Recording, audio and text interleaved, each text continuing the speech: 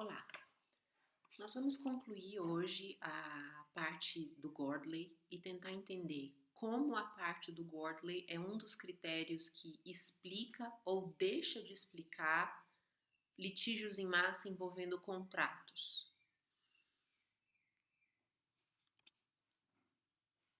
Nós começamos essa apresentação falando do artigo de Luciana Jung e Paulo Furquim de Azevedo. Nem Robin Hood, nem King John, testando o viés anticredor e antidevedor dos magistrados brasileiros. Esse artigo vai se iniciar descrevendo parte da literatura que aponta existir um viés na posição dos magistrados a favor dos devedores, fazendo a construção da hipótese de que o Brasil é um país com pouca oferta de crédito a longo prazo e juros muito altos, porque quando os credores, principalmente bancos, precisam garantir a recuperação do seu crédito, eles não podem contar com um judiciário forte para fazer isso. Aqui eles dizem que a literatura começa possivelmente com o economista Armando Castelar Pinheiro, em 2002, mas que se torna mais forte através de um artigo escrito por 3 economistas, Pércio Arida, Edmar Baixa e André Lara Rezende, em 2005. Eles apontam como para a insegurança jurídica como sendo o motivo principal da inexistência de um mercado de crédito de longo prazo e também dos altos níveis das taxas de juros no Brasil. Segundo eles, a explicação é simples. Como os juízes tomariam decisões baseadas em seus vieses políticos e não no que dita a lei, os direitos de propriedade privada, principalmente de empresas e bancos, não encontrariam respaldo nas decisões judiciais. Nós temos um ponto de confronto com a literatura civilista nessa expressão, vieses políticos dos juízes e não o que dita a lei. Nós vimos no último vídeo institutos jurídicos como a lesão e o estado de necessidade. Nós vimos ainda que uma série de institutos tende a reequilibrar prestação e contraprestação, de modo que o que dita a lei não é exclusivamente que o que tenha sido formalmente assinado seja o que vigore. Existem dispositivos na lei que fundamentam os magistrados a impedir, atenuar ou anular determinada contraprestação. Exemplo, lesão em estado de necessidade. Segundo esses autores, Arida, Baixa, Lara Rezende, Castelar Pinheiro, os juízes brasileiros, ao tomarem decisões politizadas, tendem a favorecer as partes devedoras nos contratos. Se isso ocorre com frequência, o negócio dos bancos e das empresas credoras torna-se altamente arriscado, obrigando-os a cobrarem juros muito mais altos do que a taxa oficial. Nós, e eu me refiro a mim, a professora Yara, ao grupo de pesquisa sobre crédito e endividamento na FDRP, temos uma hipótese diferente. Nós apontamos a estrutura de um capitalismo financeirizado que estabelece nas relações financeiras um novo mecanismo de aprofundamento de vantagens, que não necessariamente se estabelece com a expectativa de que a oferta de crédito seja uma coisa boa, tá? Assim, esse suposto viés pró-devedor seria a principal causa dos altos spreads no Brasil, que é a taxa entre o juro baixo, Selic, e quanto é efetivamente cobrado, e também da falta de garantias reais numa relação contratual envolvendo dívidas. Garantias reais são aquelas que gravam um bem dado em garantia. O maior exemplo disso é a alienação fiduciária, em que um imóvel ou um automóvel é comprado e fica registrado em nome do credor, normalmente uma instituição financeira, e é usado pelo devedor enquanto não há quitação. A partir do momento em que haja a quitação, depois de muitos meses ou de muitos anos, a transferência de propriedade passa também para o devedor. Ok? Então existe uma diferença entre posse e propriedade para garantir a recuperação. Reparem, todo esse discurso, especialmente o trecho que diz que os juízes não cumprem a lei, se baseia numa parte pequena da fundamentação teórica do direito privado. A gente tem Kant falando em francês que a autonomia da vontade é o princípio único de todas as leis morais e o dever que as conforma. Eu não encontro essa citação no original em alemão porque ela faz sentido e é sistematicamente alegada para justificar a centralidade da vontade no Código de Napoleão de 1804. Esse outro texto dessa autora chamada Véronique Ranouil, Autonomia da Vontade, Nascimento e Evolução de um Conceito, faz uma pesquisa sobre os acervos e os debates legislativos para a criação do Código de Napoleão. E ela constata que os teóricos, em momento nenhum, faziam uma discussão sobre a autonomia da vontade ou como a autonomia da vontade poderia ser um conceito a guiar os contratos regidos pelo Código de Napoleão, sugerindo o que Gordley afirma. Nós havíamos uma estrutura baseada no senso comum aristotélico, na expectativa de uma boa vida, na expectativa de que as obrigações contratuais não pudessem ser muito díspares. O aristotelismo e o aristotélico tomismo e as compreensões religiosas da filosofia saem de moda. Nós as substituímos por uma explicação kantiana e hegeliana, que não estavam pensando nos contratos, mas que faziam afirmações que circunstancialmente poderiam servir para subsidiar a autonomia da vontade, haja vista o excerto em francês da imagem, e a partir desse momento, qualquer sistematicidade interna se perde.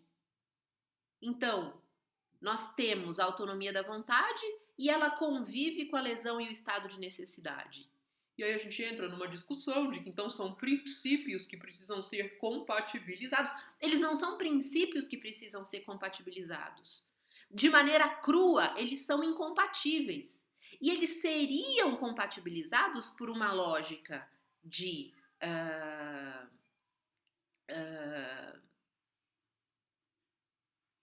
senso comum, do que se interessa em viver uma boa vida.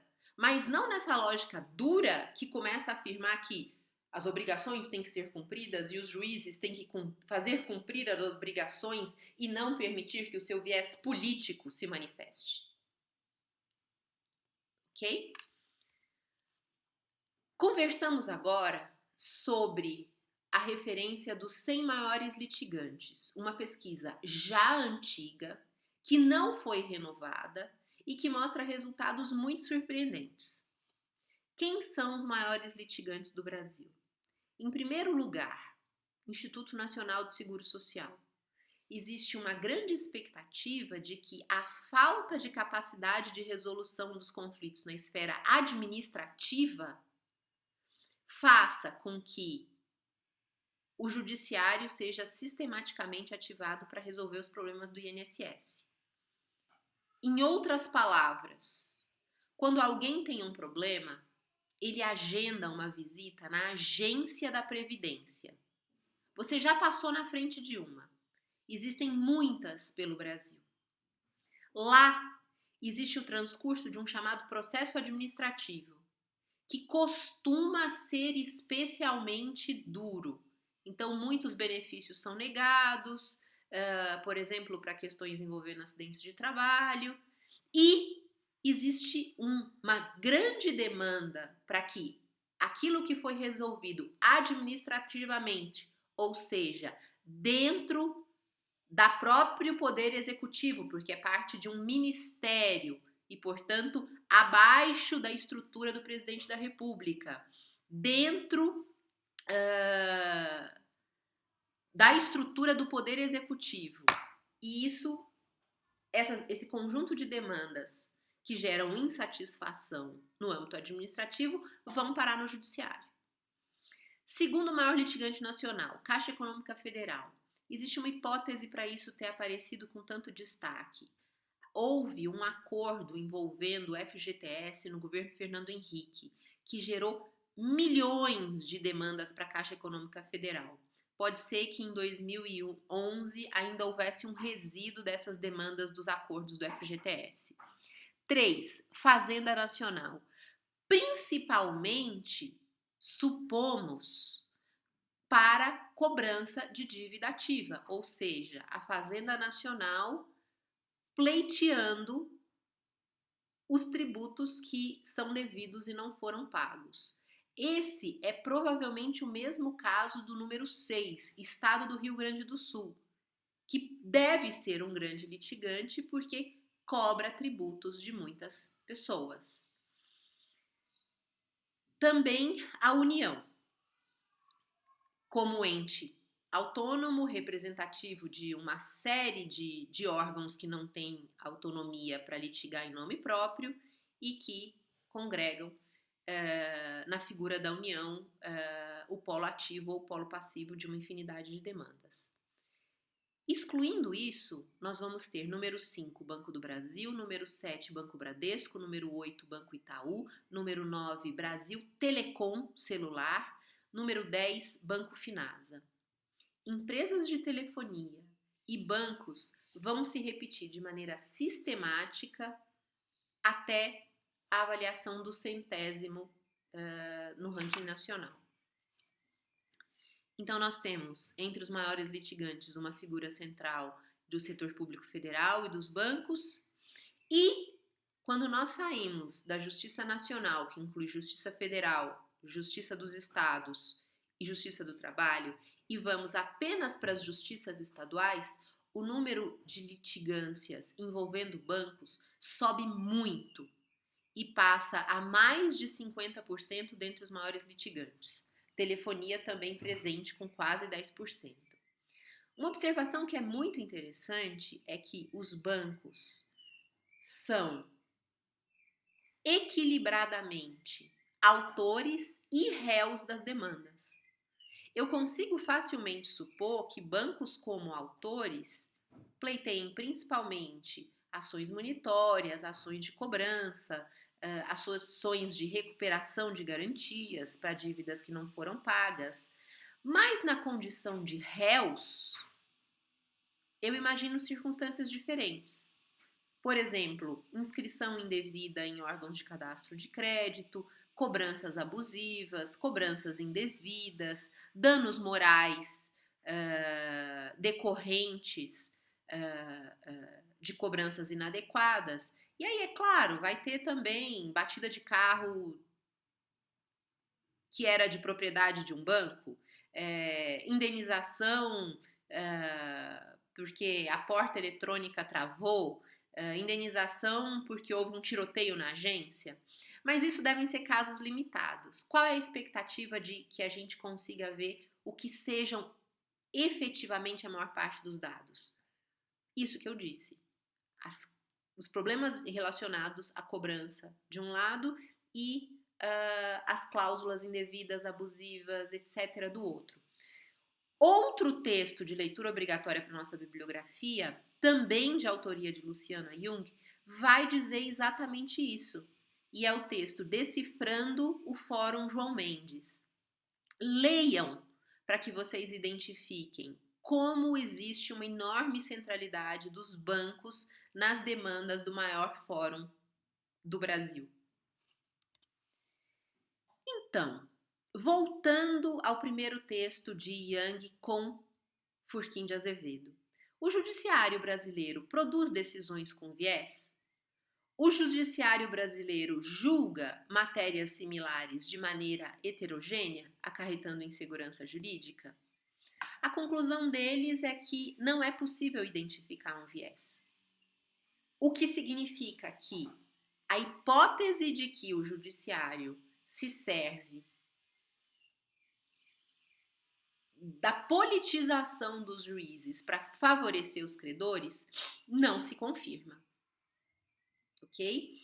Isso também dialoga com o texto que dá origem ao título deste, que é o Robin Hood versus King Jones, de Ivan e Brisa Ferrão, também na nossa bibliografia, em que eles indicavam que o viés existia, mas existia em favor dos credores, porque os credores mais poderosos seriam capazes de impingir o seu ponto de vista das ações. Então, o que eu quero oferecer como um fechamento dos últimos textos? Nós temos um judiciário que não se aventura e que não tenta proteger o devedor numa estrutura Robin Hood, de tirar dos ricos e dar aos pobres. Mas nós temos estruturas jurídicas que foram feitas para tentar reequilibrar prestação e contraprestação, ainda que nós não as possamos ver de maneira muito clara hoje, porque existe uma centralidade da autonomia da vontade, que talvez não, que é de alguma maneira incompatível com essa expectativa de equilíbrio e justiça entre prestação e contraprestação. Ok? Peço que vocês revisitem a literatura que foi recomendada a partir dos olhos dessa conversa de hoje e teremos um encontro síncrono na próxima aula para tirar quaisquer dúvidas.